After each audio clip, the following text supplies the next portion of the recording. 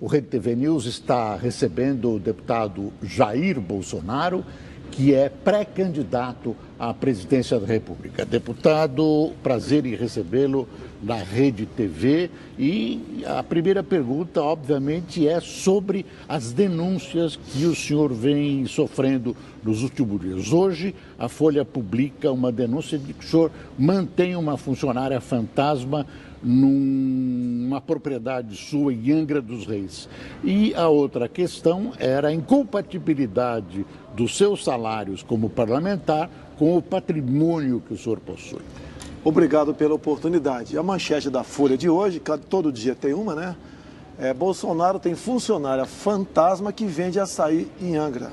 A loja fotografada pela Folha de São Paulo, na Vila História de Mambucaba, a 50 quilômetros de Angra, é da irmã dela, não é dela. Então é mais uma notícia mentirosa. Ela não trabalha na loja? Não, a minha funcionária não, é a irmã dela que trabalha lá. Então faltou a Folha esperar um pouquinho mais, quem sabe dar um flagrante nela vendendo alguma coisa. Não fizeram isso. E não iam conseguir fazer isso aí. Agora, ela poderia até esporadicamente entrar na loja da irmã. Qual o problema? Ok? Agora, uma denúncia mentirosa, até porque, por coincidência, nesse dia eu estava vindo para cá, passei na Vila História de Mambucaba e atendi a Folha por 1h20 mais ou menos. Em nenhum momento eles perguntaram se a Valderice era dona daquela lojinha de açaí e vendia açaí. Tentaram o tempo todo dizer que ela era uma caseira minha. Outra mentira. Como não tiveram base para fazer essa outra falsa acusação, fizeram como dona de uma lojinha que vende açaí, que eu duvido que fature mais de R$20 por dia líquidos. E a questão patrimonial? E a questão patrimonial? Olha só, eu sofro, logicamente, denúncias e sou investigado o tempo todo, até pela minha situação de pré-candidato bem posicionado. A questão da avaliação patrimonial. Ninguém descobriu imóvel em meio lugar nenhum. Todos os meus imóveis estão no imposto de renda, desde o primeiro momento que eu os comprei. Inclusive, 2 na Barra da Tijuca, 2 casas pequenas, que tinham uma série de problemas entre habites, localização, entre outros. E fui denunciado há 2 anos e pouco, o MP investigou e o senhor Rodrigo Janot escreveu que aquelas 2 propriedades que eu comprei naquela época, à vista, eram compatíveis com o valor de mercado e nenhuma suspeição de lavagem de dinheiro foi encontrada naquela transação, assina Rodrigo Janot. Agora a Folha não pode querer agora assumir o papel do Ministério Público também. Aí não teve um contrato passado por baixo do valor, como muita gente costuma fazer no Brasil? Isso é quase uma regra no Brasil, tá? É quase uma regra. Inclusive, Boris, você tem que mudar na lei essa questão. Você compra um imóvel há 30 anos. Quando vende agora, aquela diferença, você paga aproximadamente 10% a título de ganho de capital. Você tem que atualizar o valor do imóvel de acordo com a inflação do mês anterior. Então o senhor fez isso? Não estou falando que fez isso daí. Estou falando que quase uma regra, você tem razão, é quase uma regra no Brasil isso daí. E se não tivesse essa questão, com toda certeza esse problema não apareceria agora. Deputado, eu queria lhe fazer uma pergunta sobre economia. Até essa reportagem que mostramos há pouco no Rede TV News, a Standard & Poor's rebaixou a nota de crédito do Brasil e uma das principais justificativas foi por causa do atraso na aprovação da reforma da Previdência. A gente sabe que o senhor tem se reunido, encontrado muito investidores, tanto aqui como fora do país, em Nova York, e o seu principal consultor em economia é o Paulo Guedes, que é um economista notoriamente liberal e favorável à reforma da Previdência. Minha pergunta é a seguinte: diante desse quadro e tendo em mente que o próximo presidente que assumir a partir de 2019 terá que continuar com o ajuste fiscal e isso passa necessariamente por uma reforma da Previdência robusta, ainda assim o senhor vai votar contra a reforma da Previdência na votação marcada para o dia 19 de fevereiro no Congresso? Eu tive 3 reuniões com a área que aplica recursos no mundo, né? Nos Estados Unidos, bem como com a Câmara do Comércio do Brasil e Estados Unidos. E algumas reuniões aqui no Brasil. Para todos eu falei o seguinte: a reforma possível é essa, e expus para eles. Essa proposta por Meirelles não será aprovada, ainda será dada munição para o PT crescer por ocasião das eleições. Nessa reforma que está aí, da forma que está sendo proposta, não votarei favorável. Mas ela já foi bastante amenizada em relação ao texto original, né? Propõe regras bem menos rigorosas. Ainda assim, o senhor acha que não será possível? O senhor vai votar contra a reforma da Previdência? Olha só, eu pergunto... Porque o senhor tenta convencer o mercado sobre o seu liberalismo, né? Mas eu não posso simplesmente levar à miséria os aposentados no futuro, ou então praticamente impedidos de aposentar por uma exigência do mercado financeiro. O mercado financeiro é importante, você tem que respeitá-lo, mas a população que se aposenta aqui também. A minha proposta lá era para nós acabarmos com o privilégio, tinha proposta tocante a esse, evitarmos as incorporações que surgem aqui, os marajás no Brasil, bem como você aumentar um ano agora. E deixar que o prosseguimento da reforma fique para quem assumir em 2019. Essa é a minha proposta. Essa que estão propondo aí, repito, não será aprovada, não contará com o meu apoio e ainda dará munição para a esquerda crescer nas eleições. Deputado, o Lula vai ser julgado no próximo dia 24. O senhor gostaria que ele fosse condenado? Na sua visão, claro, o senhor se informa do que está acontecendo, ele será condenado e é bom para o senhor que ele seja? Olha, tudo que eu fiz há pouco tempo, né, era fazer gestões na minha alçada para que ele fosse julgado. Eu não posso assumir, como parlamentar, a posição do judiciário. Como cidadão, né, eu estou torcendo para que ele seja condenado, não por mim, tá, mas pelos crimes que ele cometeu, no meu entendimento. Tá? Agora, no tocante à minha pessoa, se ele for condenado, fica melhor para mim. Eu acho que tem que acontecer o seguinte, é que o julgamento nasça algo melhor para o Brasil. Eu não estou preocupado, caso seja mantida a minha pré-candidatura, quem vou encontrar no primeiro ou possivelmente no segundo turno. É porque muda totalmente o cenário, né? Se ele for condenado, o senhor passa a dianteira nas pesquisas, as pesquisas já indicam isso, o senhor teria 22% dos votos, e há uma confusão muito grande entre os candidatos de centro. Geraldo Alckmin continua com 9%, cerca de 9%, segundo pesquisa da Datafolha, e há aí outros pretendentes, como Rodrigo Maia, presidente da Câmara, o ministro da Fazenda, Henrique Meirelles. O que o senhor acha desses seus possíveis adversários de centro? Olha, todos eles são iguais. A palavra direita, até pouco tempo, era um palavrão. Só eu assumi essa posição. Quando comecei a crescer, parte da mídia, né, rotulou o PSDB de direita e eu de extrema direita, tentando me desqualificar. Não estou preocupado com isso. Esses candidatos que estão, esses pré-candidatos, são todos muito parecidos. E eu sou diferente deles. E cada dia que passa, a população entende que eu tenho uma melhor proposta para o Brasil e eu sou realmente, repito, diferente deles. Se você for falar, por exemplo, questão de armamento, ideologia de gênero, comércio com o mundo todo sem um viés ideológico. Mas que proposta o senhor tem? Nenhum candidato até hoje apresentou uma proposta concreta. O senhor pode ter algumas, digamos, vagas ideias. Não, olha só, ninguém pode apresentar uma proposta agora. Plano de governo, você é obrigado a tê-lo por ocasião do registro da sua candidatura, que ocorrerá ali em agosto. Tá? No momento nós temos propostas, ideias, debatemos. Até muita gente que não é candidato a cargo executivo nenhum, discute essas questões. Cite 2 ou 3 propostas, rapidamente. A questão da violência, tá? Como você vai enfrentar a violência. Nenhum pré-candidato falou como enfrentar isso aí. Um falou que vai criar o Ministério da Segurança. É uma piada isso daí. Quando você não quer resolver uma coisa no governo, você cria um ministério ou cria uma comissão. A nossa proposta é desconstruindo o que foi feito ao longo dos últimos 20 anos. Você botar um fim na audiência de custódia, que o nosso policial, ele se sente humilhado, ultrajado. Ele prende um bandido que trocou tiro com ele, no dia seguinte o juiz, em audiência de custódia, quase certo, o liberta. Como pegou há pouco tempo, 2 jovens, né, que eu não sou obrigado, não posso falar que são bandidos, não são processados, com 10 quilos de cocaína indo para o exterior. No dia seguinte, a audiência de custódia soltou. Você não pode ter pena de encarcerado, ninguém quer que ele sofra lá. Tem que acabar com os saidões, progressão de pena. Você tem que dar meios para que o policial execute o seu trabalho e não tenha medo do capa preta, ou seja, o excludente de ilicitude, ele em operação, matando quem está matando a sociedade, ele seja ouvido, né?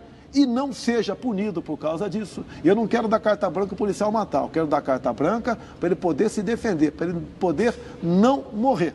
E para nós também, Boris, você não pode dizer que você tem direito à legítima defesa. Olha o caso Ana Hickman.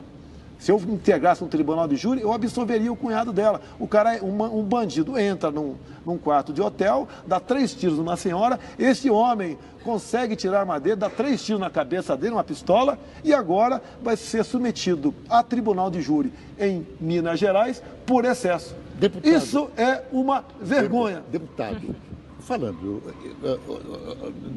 dos seus planos, sempre surge uma questão importante nas eleições presidenciais. O que fazer com a Petrobras? O senhor é a favor da privatização da Petrobras?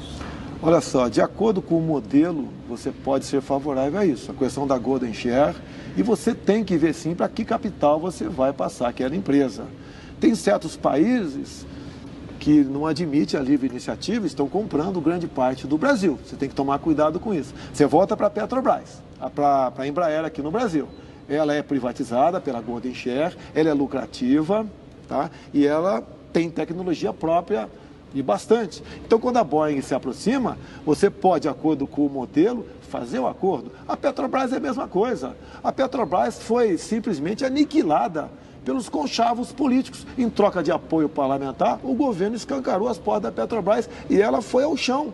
Você pode fazer isso, me entender? De acordo com o modelo Golden Share, partir para a privatização dela sim. Deputada, eu vou pedir licença um minutinho para o senhor. Nós vamos para um rápido intervalo comercial. Já voltamos com mais perguntas, mais questões para o deputado e pré-candidato à presidência da República, Jair Bolsonaro. Não saia daí, a gente volta já.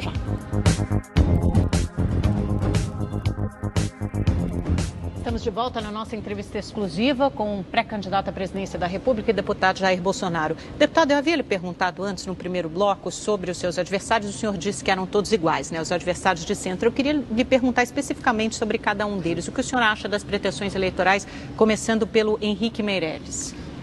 Foi o homem da economia, né? Esteve 8 anos na frente do BC, do Banco Central, de Lula. Depois esteve junto à JBS Friboi. E agora está no ministro da Fazenda de Temer. A economia só afundou com ele. Esperar o quê? Se é o homem da economia, a economia afundou. Esperar o quê dele? Ainda reclamam de mim, que eu não entendo de economia. Quem entende é ele. Tá? A pequena recuperação é até natural você ter aí um movimento aí de ondular, né? Sobe um pouquinho, né? Até a inflação está muito mais em queda pela perda do poder aquisitivo da população e perda de emprego do que de uma política governamental. E o Rodrigo Maia, ele será capaz de formar uma grande aliança, por exemplo, em torno do nome dele? O Rodrigo Maia tem seu valor, é um jovem, né? Estou com 62, no meu entender tem grande futuro, mas vai ter dificuldade também para aparecer no Brasil todo, ter o seu nome viabilizado, que pese até uma quantidade grande de partido do lado dele. Eu acho que esse pessoal do centro, né, vai ter que esperar 4 anos para tentar alguma coisa, com todo o respeito que tem a todos eles, em especial ao Rodrigo Maia. Deputado, como resolver a penúria em que vivem vários estados brasileiros? Olha, eu botei na mesa os problemas na minha ótica de economia. Né, e na minha frente o professor Paulo Guedes. Outros têm me ajudado também a partir de agora, com o Marco Sintra e bem como o Luciano Bivar, mais especial Paulo Guedes. Tá? Eu falei, dá para resolver esse problema? Temos como diminuir a dívida interna sem aumentar impostos, mantendo o tripé econômico? Então, essas questões todas, ele falou que é possível. Ele vai ser o artífice, ele vai ser o cozinheiro aqui que vai fazer um bolo aqui que nós merecemos, então, comê-lo. Então, isso, eu tenho que confiar nele.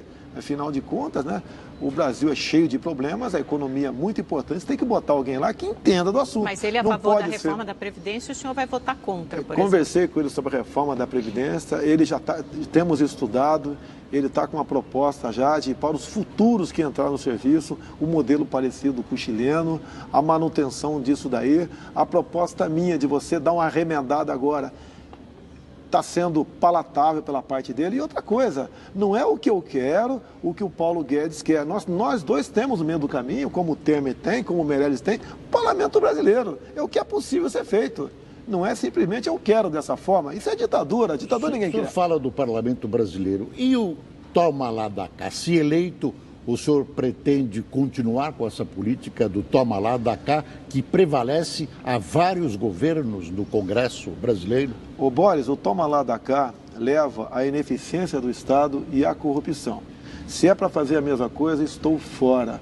Tenho me reunido com vários parlamentares, entre eles o Francisquini, o Onyx Lorenzoni, o meu filho que é um garoto ainda, entre outros, né, parlamentares, discutindo exatamente isso. Como nós podemos, tá, caso chegue, governar sem o toma lá da cá. Estamos com boas propostas, acreditamos que nós podemos atingir esse objetivo. Deputado, outro desafio que talvez venha antes disso é que o senhor se filiar ao PSL só vai ter 10 segundos na propaganda eleitoral e os seus adversários acham que a sua campanha vai vai passar a minguar a partir daí. E o senhor também não tem o apoio político, vereadores, deputados, governadores nos estados também. É um partido com pouca capilaridade política. Só pelas redes sociais, as redes sociais não têm um teto num país desigual e com muitos rincões como o Brasil? No tempo do Enéas Carneiro, não tinha as mídias sociais, né? Com 15 segundos ele foi muito longe. Okay?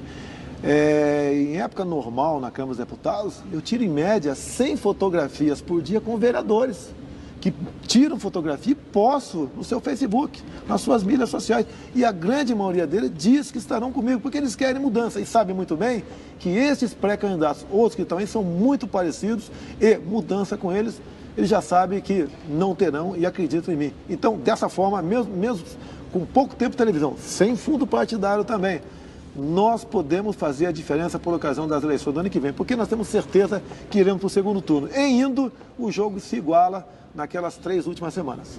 Deputado Bolsonaro, a Rede TV agradece a sua presença e queremos ter o senhor outras vezes durante a campanha, ao longo da campanha, aqui no Rede TV News. Boa noite e muito obrigado. Muito obrigado. Obrigada, deputado. A Advocacia Geral da União entrou com um novo recurso no Tribunal Regional Federal da 2ª Região, no Rio, para tentar derrubar a decisão que suspendeu a posse da deputada Cristiane Brasil como ministra do Trabalho. Nos embargos, a AGU argumenta que o caso deveria ter sido analisado pela 4ª Vara Federal de Niterói, que concedeu a liminar. A Advocacia Geral quer que prevaleça a decisão da 1ª Vara Federal de Teresópolis, que teria recebido a primeira ação e indeferiu o pedido. Um delegado da Polícia Civil do Rio de Janeiro foi assassinado hoje na zona norte da cidade. O corpo dele foi encontrado dentro do porta-malas do carro. Pouco depois do crime, a polícia já cercava as favelas do Arará e do Jacarezinho, na zona norte do Rio. Eles usaram helicópteros e trocaram tiros com traficantes. Os policiais procuravam os assassinos do delegado Fábio Monteiro. Ele foi encontrado morto no início da tarde no porta-malas de um carro abandonado, neste viaduto de Benfica, a cerca de 50 metros de uma cabine da PM. O corpo tinha 7 perfurações de tiros. O delegado, que também era instrutor da Polícia Civil e ex-agente federal, havia sido visto pela última vez ao deixar a cidade da polícia, que fica perto do local do crime, para almoçar. Testemunhas avisaram